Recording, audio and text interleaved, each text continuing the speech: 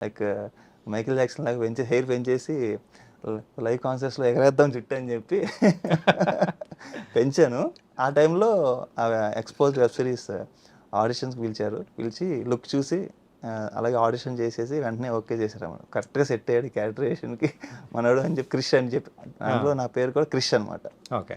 So కొంచెం మంచి play boy character అది. సో అలా సెట్ అయింది ఎక్స్పోజ్డ్ వెబ్ సిరీస్లో ఓకే. నా క్యారెక్టర్ అది.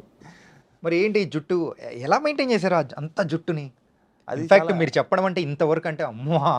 లేడీసే ఇప్పటివరకు అంటే ఇంతవరకు అంటే ఏముంది ఇంత అని చెప్పేసి చేయించుకుంటున్నారు. పెంచే టైంలో పాపం చాలామంది అమ్మాయిలు కూడా చూసి జలస్ ఫీల్ అయ్యేవారు.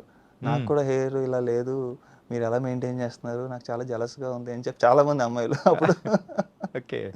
కానీ ఆ తర్వాత నేనే మళ్ళీ కట్ చేయించా, మళ్ళీ లుక్ మారుద్దాం అని చెప్పి. మళ్ళీ హ్మ్. అదే లుక్తో ఉంటే కొంచెం నెగిటివ్ లుక్ కనిపిస్తుంది, హ్మ్.